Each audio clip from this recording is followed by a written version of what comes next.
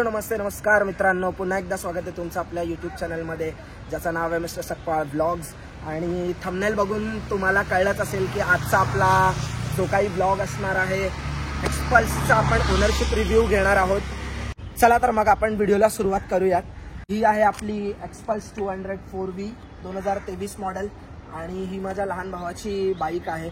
तर आपण या व्हिडिओमध्ये आपण त्याचा पूर्ण रिव्ह्यू त्या बाईकचा पूर्ण विचारणार आहोत। तर याच्यामध्ये आपण स्पेशली बाईकची प्राइस त्याला कितीला पडली होती, देन त्याच्यानंतर तिची फ्यूल इकॉनॉमी, देन त्याला मेंटेनन्स कॉस्ट वगैरे काय एक वर्षामध्ये आलेला आहे, तर आपण सगळं काही या व्हिडिओमध्ये कव्हर करणार आहोत।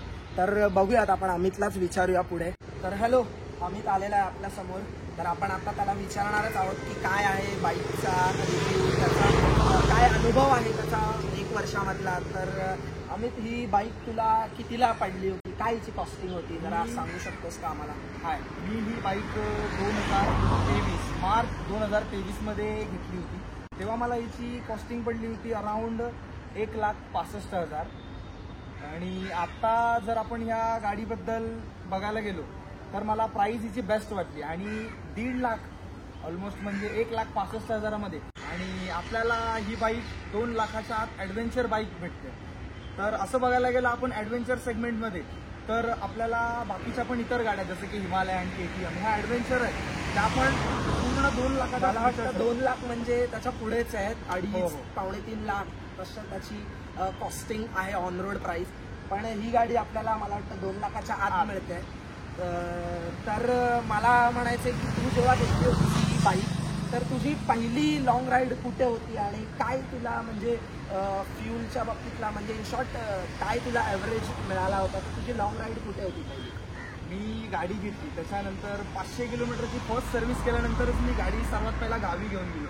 तेव्हा माझी ती राईड झालेली 750 ते 800 किलोमीटरची माझी अप डाऊन अशी राईड झाली। जाऊन येऊन 750 ते 800 किलोमीटरची अप डाऊन।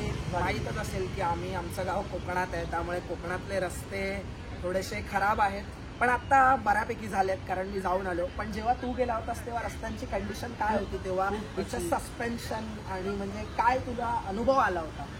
रस्त्यांची कंडिशन तर खूप बेकार होती, पण मला गाडीने एवढा कम्फर्ट दिला की गाडीचे सस्पेन्शन एवढं स्मूथ आहे। असं बघायला गेलं ना तर मला असं काय जाणवलंच नाही त्या सस्पेन्शननी खड्डे। मी खूप व्यवस्थित असा गावी पोहोचलो आणि खूप चांगली राईड झाली। कम्फर्ट झोनबद्दल गाडीचं बोलायला गेलो आपण तर खूप चांगला कम्फर्ट झोन आहे, सस्पेन्शन तर खूप मस्त। ओके, देन त्याच्यानंतर फ्यूलच्या बाबतीत म्हणजे कसं काय, कितीमध्ये हा टँक फुल होतो आणि म्हणजे तू ॲव्हरेज सांगितलाच काय हायवेला दिला आणि काय, पण फ्यूलची कपॅसिटी वगैरे काय आहे? हिची 13 लिटरची टाकी आहे, 3 लिटरचा रिझर्व आहे, त्यामुळे मी ॲव्हरेज बघायला गेलं तर मला 30-35चं ॲव्हरेज लोकलला देते आणि हायवे बघितलं तर आपण गाडी 40 ते 45 ॲव्हरेज देते। ह्याच्यावरती पण काही जण ॲव्हरेज काढतात, यावर 45 ॲव्हरेजसुद्धा काढतात। चला तर मग आपल्याला बाकीची माहिती मिळालेलीच आहे की प्राइस, त्यानंतर फ्यूल इकॉनॉमी आणि सगळं काही माहिती आपल्याला अमितने दिलेलीच आहे। तर आता आपण बघूयात या गाडीमध्ये काय काय फीचर्स आहेत, तर अमित आपल्याला आता दाखवेलच। फीचर्स बद्दल बोलायला गेलं तर आपल्याला सर्वात पहिला इथे डिजिटल मीटर भेटतो, त्यानंतर आपल्याला ब्लूटूथ कनेक्टिव्हिटी भेटते, इको मोड भेटतो आणि त्यानंतर आपल्याला इथे हा सर्वात मला बाईकचा फीचर्स आवडला तो सेफ्टी फीचर। जर साईड स्टँड डाऊन असेल तर गाडी चालू होणारच नाही आणि त्याच्यानंतर आपल्याला इथे गाडी गिअर सुद्धा शो करते।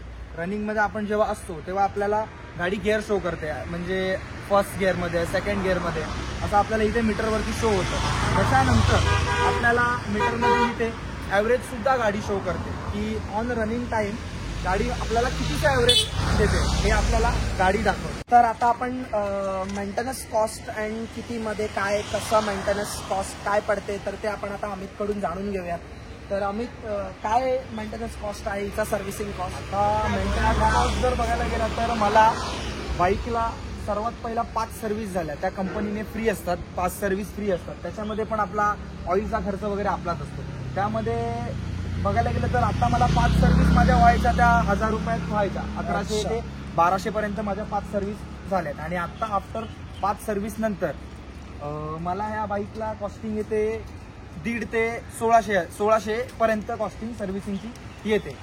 आणि बस बाकी एवढंच आहे. मेंटेनन्स कॉस्ट तर खूप कमी आहे हिचा. अच्छा. ऍडव्हेंचर सेगमेंटमध्ये 1500 ते 1600 रुपयात आपली सर्व्हिसिंग डन होते.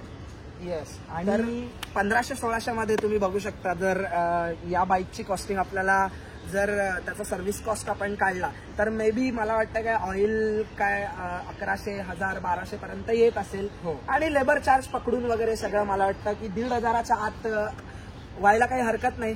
तर मी काय म्हणतो अमित की आत्ताचा जो 2024चा मॉडेल आहे त्याच्यात आणि याच्यात काय डिफरन्स आहे जरा आपल्या व्ह्युअर्सला कळू देत. त्याच्यात आणि ह्यात खूप डिफरंट आहे. जसं की पहिला डिफरंट आहे तो ह्या हँडल गार्डवर. हे हँडल गार्ड कंपनीने आता पूर्ण असे म्हणजे इथून जॉईंट पूर्ण हे केलंय. आणि त्याच्यानंतर दुसरा चेंजेसमध्ये असा आहे की विंडशील्ड, ही जी विंडशील्ड आहे ही जुन्या मॉडेलला होती ती फ्लॅट आहे. आणि जर आपण नवीन 2024च्या मॉडेलला बघितली तर ती अशी थोडा कववाली विंडशील्ड. आणि सर्वात मोठा चेंजेस बघायला गेलं तर हेडलॅम्पमध्ये कंपनीने चेंज केला आणि तो खूप गरजेचा होता. हेडलॅम्प ह्याचा म्हणजे याचा काय होता हेडलॅम्प जो तू म्हणतोस की चेंजेस होता?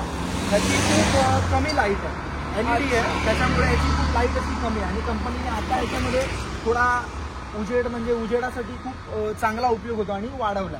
म्हणजे 2024चा जो आत्ताचा जो काही एक्सपल्स 200 4V जो मॉडेल असणार आहे, आय थिंक म्हणजे असं काही जास्त डिफरन्स नाहीये. जास्त डिफरन्स विंडशील्ड चेंज आहे, हँडल गार्ड आणि हेडलॅम्प. तर हेडलाईट आणि बाकी सगळं आपल्याला सांगितलंच आहे अमितने. तर आता याचा कम्फर्टनेस काय आहे तर जरा आपण आता बघूयात, विचारूयात की काय कम्फर्टनेस आहे अमित, तर कसं काय बघूया. कम्फर्ट झोन बघायला गेलं बाईकचा तर बाईकची सीट खूप छोटी आहे. नॅरो असल्या कारणामुळे थोडासा रायडरसाठी आणि पिलियनसाठी राईडला प्रॉब्लेम होतो. आणि त्याच्यानंतर मला सर्वात पहिली गोष्ट म्हणजे बाईकचा आवडलेली सर्वात मेन गोष्ट म्हणजे मला बाईकची हँडलिंग आवडली. हँडलिंग खूप चांगल्या प्रकारे होते आणि जसा कंट्रोल करण्यासारखी, असं नाही की आउट ऑफ कंट्रोल गाडी कंट्रोल सोडते असं नाही आहे. मला गाडीतली सर्वात जास्त आवडलेली गोष्ट ही हँडलिंग आहे. तर मी काय म्हणतो आम्ही की बाकीचं तर कम्फर्टनेस वगैरेचं तर तू बोललाच आहे, तर याच्यामध्ये काय थोडेसे चेंजेस झाले पाहिजेत, तू काय सांगू शकतोस तुझ्या अनुभवानुसार? कंपनीने ह्याच्यामध्ये सीट बद्दल चेंजेस केलेच पाहिजे. जसं की हेडलॅम्पचा नवीन मॉडेलमध्ये चेंजेस केले तसं सीटमध्ये पण करणं थोडंसं गरजेचं मला वाटतं. कारण की ही एक प्रॉपर ॲडव्हेंचर बाईक असल्या कारणामुळे सीट छोटी आहे. ॲडव्हेंचरमध्ये आपण प्रॉपर स्टँडिंग करूनच बाईक चालवतो. पण मी आता सिटी वगैरे पण राईड करतोय. बाईक 19,000 किलोमीटर मी बाईक रनिंग केली आहे. 19,000 वर्षभरात तुझे 19,000 झालेले आहेत. तर थोडं सीटवरती लक्ष देणं गरजेचं आहे बस. आणि ह्याचे काही बॅड पॉईंट्स पण आहेत आणि गुड पॉईंट्स पण आहेत, ते आपण बघूया. तर चला मग आता आपण थोडेसे बॅड पॉईंट्स आणि गुड पॉईंट्स याबद्दल आता आपण थोडंसं माहिती घेऊयात की त्याच्या वर्षभराच्या अनुभवात त्याला काय म्हणजे चेंजेस करायला हवेत किंवा नको आहेत. तर सांग अमित आपल्याला. जसं मी सांगितलं तुम्हाला तर सीट याबद्दल थोडं कंपनीने चेंजेस करणं गरजेचं आहे. त्याच्यानंतर ह्याच्यातला सर्वात मोठा चेंज करणं खूप अत्यंत महत्त्वाचा आहे, तो म्हणजे हिच्या टायरमध्ये चेंज करणं गरजेचं आहे. का तर ह्या टायरमध्ये हे ट्यूब टायर आहेत, ट्यूबलेस टायर नाही देत कंपनी. कारण की हिला स्पोक व्हील असल्या कारणामुळे ट्यूब टायर येतात. पण आताच्या ॲडव्हेंचर बाईकमध्ये ट्यूबलेस टायर आलेले आहेत. तर हा एक मोठा चेंजेस आहे. आणि मला खूप मोठा बॅड पॉईंट वाटतो, जेव्हा पंक्चर होतं तेव्हा गाडी अक्षरशः पूर्ण ओढत घेऊन जावी लागते आणि पूर्ण बसून जाते ते. आणि त्याच्यानंतर बॅड पॉईंट मला असा हे वाटला की हे इंडिकेटर्स खूप हे आहेत, ते लवकर तुटतात. त्याच्याबद्दल थोडीशी लो क्वालिटी आहे. त्याची क्वालिटी जरा चांगली दिली पाहिजे. तर आता आपण गुड पॉईंट्स काय आहेत तर अमित आपल्याला गुड पॉईंट सांगेलच. सर्वात पहिली गोष्ट म्हणजे मला आवडला गाडीचा तो हँडलची कंट्रोलिंग. हँडल खूप स्टेबल होतं. आपण जेव्हा पण ओव्हर स्पीडने आपण अर्जंट ब्रेकिंग करतो तेव्हा मला फक्त गाडीचं कंट्रोलिंग खूप आवडली. त्याच्यानंतर दुसरा गुड पॉईंट असा आपण बघायला गेलो तर ॲडव्हेंचर बाईकमध्ये किक दिली आहे आपल्याला. 200 cc बाईकला किक दिली आहे. जेव्हा जर आपली कुठे बॅटरी डाऊन झाली तर आपण गाडीला किक मारून गाडी चालू करून आपण ती गाडी चालवू शकतो. त्याच्यानंतर मला अजून एक याचा गुड पॉईंट आवडला जो सस्पेन्शन. जसं की मी रेअर आणि फ्रंट सस्पेन्शन बद्दल बोलतोय, ते सस्पेन्शन पण खूप स्मूथ आहे, खड्डे जरा सुद्धा जाणवत नाही. हे मला गुड पॉईंट्स या गाडीबद्दल खूप चांगले वाटतं. आणि अजून एक गुड पॉईंट बघायला गेलं ना तर सायलेन्सर. हा जो सायलेन्सर आहे हाईट दिली आहे सायलेन्सरची. हा एक गुड पॉइंट खूप चांगला दिलाय, जेणेकरून वॉटर क्रॉसिंग साठी खूप इझी आहे. म्हणजे मला वाटतं सायलेन्सर मध्ये पाणी हो. जाणार नाहीये. तर हा एक खूप चांगला कंपनीने आपल्याला गुड पॉइंट दिलेला आहे. आणि तर मग याच्यात तू आफ्टर मार्केट काय केलेलं आहेस, थोडंफार काय चेंजेस केलेत तुझ्या हिशोबाने, तर ते जरा आपल्याला जास्त काही असे चेंजेस केले नाही आहेत आफ्टर मार्केट. ह्याच्यामध्ये मी हा नकल गार्ड चेंज केलाय फक्त. हे जे हँड गार्ड आहेत, हँड प्रोटेक्टिव्ह गार्ड्स, ते चेंज केलेत. त्याच्यानंतर मी ह्याच्यामध्ये हे जसं की मगाशी बोललो, मला लाईट्स कमी पडत होती जेव्हा अंधारात, संध्याकाळचं लाईट्स कमी पडत होती, त्यामुळे मी हे छोटेसे फोग लॅम्प इन्स्टॉल केलेत. बस बाकी असं मी गाडीमध्ये काय मोठं मॉडिफिकेशन केलं नाही. करायचं आहे मला आता, पण सध्या तरी. तर ही बाईक आपल्याला जी सिंगल चॅनल ABS आहे आणि मागे नॉन ABS आहे. तर अमित, या गाडीचा म्हणजे ग्राउंड क्लिअरन्स काय आहे? हिचा ground clearance 220 mm ground clearance आहे. आणि एबीएस जसं की तू बोललास की पुढे ABS दिला आणि मागे ABS नाहीये. ऑफ रोड गाडी असल्या कारणामुळे ऑफ रोडिंगला मागे ABS देऊन काहीच उपयोग नाही. तर त्यासाठी आपल्याला सिंगल चॅनल ABS पुढे भेटतो आणि बॅक साईडला आपल्याला मागच्या टायरला ABS मिळत नाही.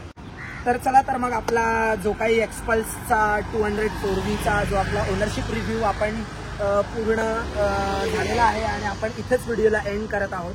तर त्याआधी कोणाकोणाकडे एक्सपल्सचा या आधीचा मॉडेल किंवा लेटेस्ट मॉडेल आत्ताचे किंवा कोणताही असेल एक्सपल्सचा मॉडेल कधीचाही, तर प्रत्येकाने कमेंट सेक्शनमध्ये मला कमेंट करून सांगा की तुमचा अनुभव काय आहे. तर व्हिडिओचा एंड आपण इथेच करत आहोत आणि जर तोपर्यंत आपल्या चॅनलला जर तुम्ही लाईक, शेअर, कमेंट केली नसेल तर कमेंट करायला विसरू नका आणि आपल्या चॅनलला सबस्क्राईब मात्र नक्की करा. So bye, take care, peace out.